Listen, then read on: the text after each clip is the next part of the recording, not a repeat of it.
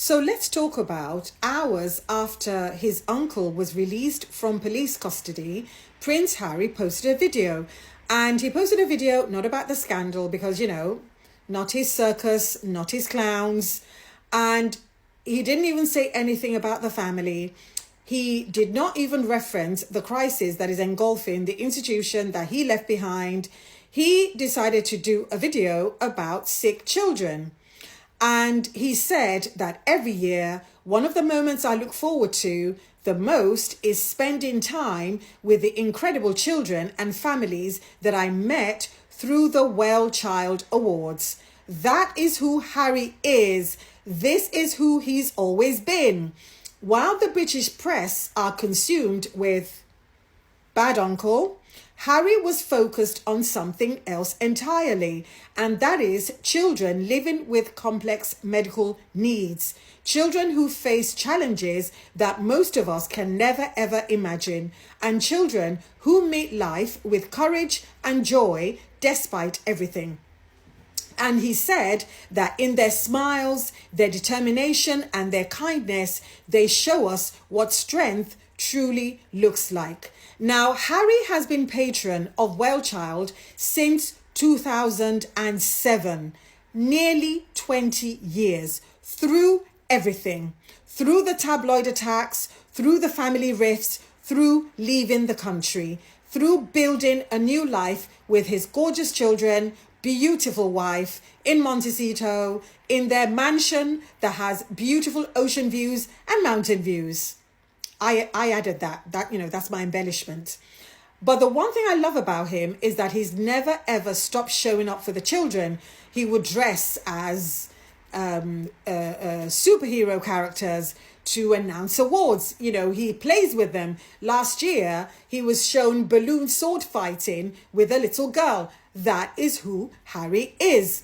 And that consistency tells you something about his character, because he never stopped showing up for the children.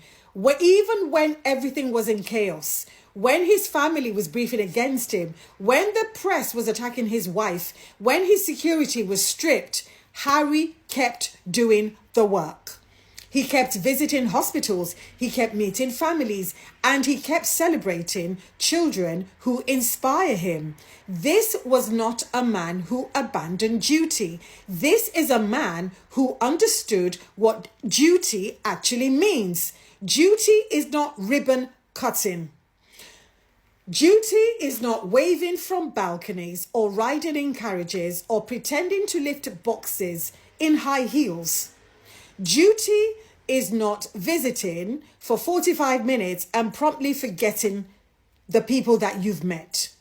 Duty is not going to see your charities once in every 8 years, and even then only spending 25 minutes. Yes, you know who I'm talking about. Duty is not managing your image while protecting predators. Yes, I said it.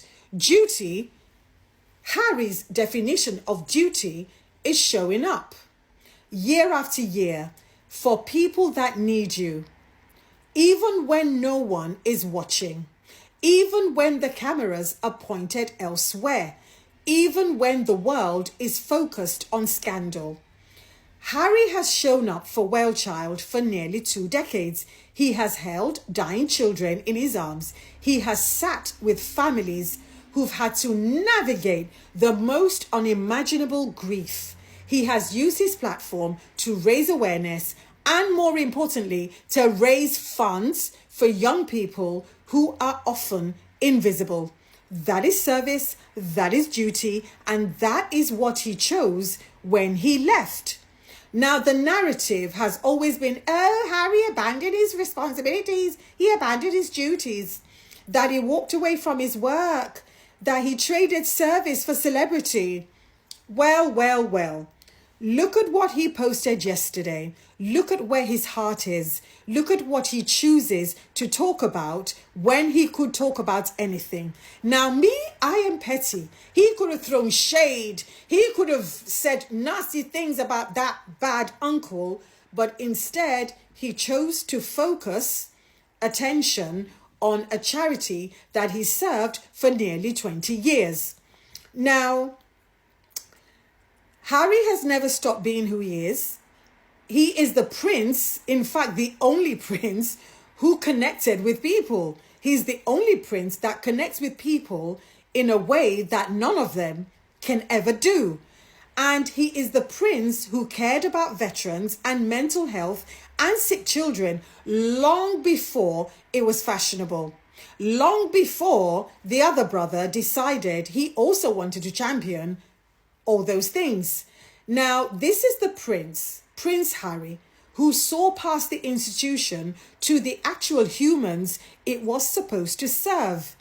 And he took that with him when he left. He built a life around it in California, and he continued the work that mattered to him. And he's now free from the constraints of a system that prioritized reputation over humanity. They prioritized optics over people. And let's talk about the Invictus Games, because that work is about mental health as much as it is about sport. And the partnerships with organizations like that create real impact. And always, well, child. And Harry has been criticized for so many things since he left. He's been criticized for his book, for his interviews, for speaking publicly about his experiences. And thank God he did. This is why it's good to be honest. This is why it's good to be open, clear the closet. Because right now, we see the glass closets of the others with their myriads of skeletons doing a rave. Yes, now everything is coming out. But anyway, I just feel that Harry does it differently now, on his own terms, without the palace controlling the narrative, without the royal rota dictating the coverage, without the institution taking credit for things that he's always done. And now that he's left, we see the true colors of the other brother and the other girl, because they barely do any work. In fact, while bad uncle was being arrested, they were 6 miles down the road on holiday. Yes, half term, on holiday again. So we are being reminded that the monarchy is facing its darkest moment in modern history. And Harry reminded everyone what he cares about, and that is the people. So yeah, I feel that his words about the fact that the children and young people are living with complex medical needs, that challenges that most of us can barely imagine, I think that is a nice reminder to know that Harry truly is the Prince of Hearts. But anyway, let me know what you think in the comments, please. My name's Elizabeth. I'm the author of The Luxpreneur. And for more insights like these, please like, share, comment, and follow me. And also don't forget to hit the subscribe button. And to support my work, please get a copy of The Luxpreneur today from Amazon, Barnes & Noble, or from Waterstones. Or you can simply buy me the biggest cup of coffee. Yes, go to buymeacoffee.com/Elizabeth Solaru to get me the biggest cup of coffee, please.